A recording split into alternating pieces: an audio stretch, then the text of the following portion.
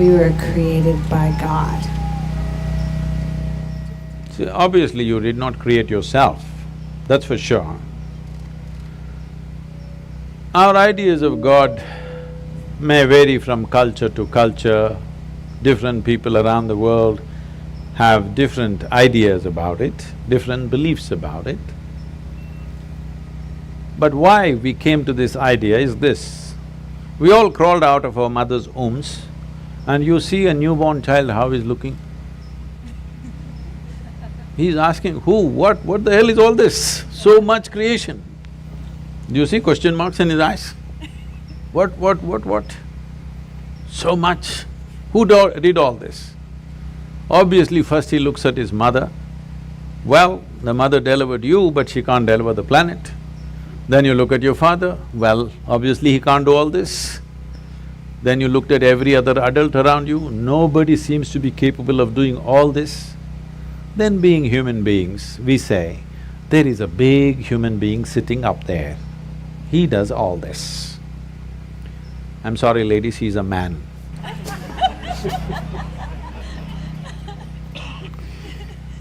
Because we are human, we are thinking a big human is up there. But it's a fact that we did not create this, isn't it? Neither this nor this. We did not create this, we meddled with it. We meddled with it, we muddled with it, but we did not create it, for sure. So we need an explanation. This is a choice you have. Do you need an explanation or are you willing to explore? If you explore, you will come to one kind of situation within yourself. If you come to agreement with some explanation that somebody gives you, the only choice is either to believe it or disbelieve it. If you believe it, you will become confident. It'll not bring any clarity, it'll bring you confidence. If you disbelieve it, you will be confused. If you're joyfully confused, it's very wonderful. But most people don't know how to handle their confusion joyfully. When they get confused, they make themselves miserable. But the most wonderful thing in human intelligence is to recognize what you do not know as you do not know. Everything that you do not know, you believe. This is a serious problem.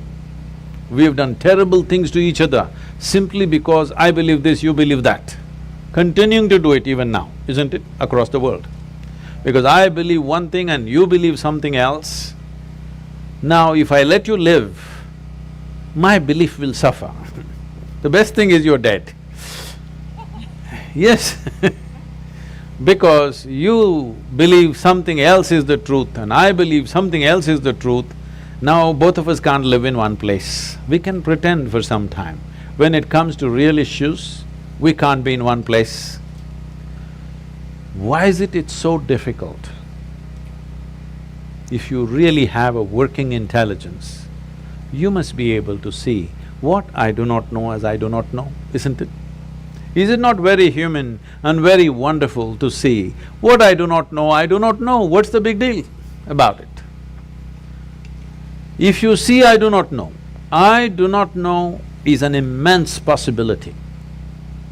Only when you see I do not know, the possibility of knowing becomes a reality. If you see I do not know, the longing to know, the seeking to know, and the possibility of knowing becomes a living reality. Everything that you do not know, you believe. You have to be only among your kind. If you are with another kind of people, either they should not exist or you should not exist, that's all it'll lead to. So this is something that we have to come to, because human intelligence is at its best when it does not know. If I just think I know, I will become stupid because I have my conclusions about everything. If I see I do not know, intelligence is full on, isn't it? You want to keep your intelligence in a working mode or a off mode? You saving it for another place? No, I want to know because it looks like that. A lot of people are saving it for elsewhere. No, you need it here. If you need it here, please look at this and see. when you see I do not know, you become very conscious, very aware, very alert. Is it true? When you think I know, you do the dumbest and idiotic things, very gross things, yes or no? Yes. If you really see I do not know, you have fight with nobody. You have no fight with anybody, isn't it? Yes. I know is always a fight. So in the yogic culture, there is a phenomena. I'm calling this a phenomena because today, this evening, you may not understand what I'm saying, but if you invest some time and energy, you will understand. We identify with our ignorance, never with our knowledge. Because it doesn't matter how much you know, if you read the libraries on the planet, still what you know is a minuscule in this existence, isn't it? Hello? Yes. But your ignorance is boundless. Yes or no? Yes. So, if you're identified with your ignorance, you will be borderless, boundless human being. If you're identified with your knowledge, you will become a constipated human being. Constipated means it happens little by little. This is how life is happening right now. Little by little it is happening. It is not happening in a beautiful way. It is little by little. We have to strive to find one moment of joy somewhere. We have to do so many things to experience one moment of ecstasy. If you want to just live here, drenched with nameless ecstasies going on in every cell in your body, every moment of your life, then you must identify with your ignorance. You must come to terms with your ignorance. If you come to terms with your ignorance and pay enough attention, if you're ignorant, you naturally pay attention, isn't it? If you pay enough attention, you will see with all this scientific knowledge that we have, we still do not know one atom in its entirety. We know how to use them, we know how to break them, we know how to fuse them, we know how to make them explode, but we don't know what the hell it is even today. Yes or no? So if you pay enough attention, you clearly realize you don't know a thing. Well, he asked that question, this is all I did. When I was just 4.5 years of age, I suddenly realized I don't know a thing. So if somebody gave me a glass of water, I'm just looking at the water because I do not know what is water. Well, I know how to use the water, but I don't know what it is. Even today you don't know what it is. If I find a leaf, I'm staring at it for 4-5 hours. If I sit up in my bed, I'm just staring at the darkness for the entire night. My dear father, being a physician, he started thinking I need psychiatric evaluation. So this boy is simply staring at something all the time. My problem is I look at this, I still don't know this, so I'm not able to shift my attention to anything else. If I look at this, I'm just looking at this because I've still not figured this out. So if you pay enough attention, this universe opens its doors only to those who pay enough attention. Whichever door has been opened for you in your life has opened because you paid attention to that dimension of life, yes or no? Yes. That's the only way it works. Now, if your attention is such, it is not seeking anything, but it's simply attentive. It pays attention to everything. It does not decide an elephant is more important than an ant. It just pays attention to everything because this is the nature of creation. If you look at an ant, have you paid enough attention to an ant ever? I spent a lot of time with them. Believe me, it's one of the finest machines on the planet. Yes or no? If you had a car like this, you know, you could do all the California deserts effortlessly. It's such a fine machine, it's not a simple thing.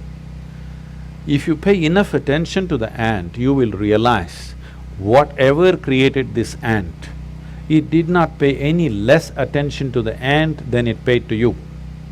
Yes or no?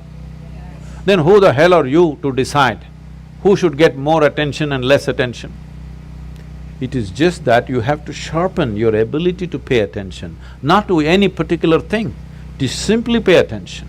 If you pay enough attention, Is it true this body, though you gave food from outside, this body was created from inside? Yes? So whatever is the source of creation must be functioning from within you, isn't it? Is it? So, when you don't know what is the nature of the source of creation, you may use in English language. In India we have many words. In this part of the world, you may call it God. It's just your explanation for the source of creation, isn't it? Because you have no explanation for the creation, you saying, God made this.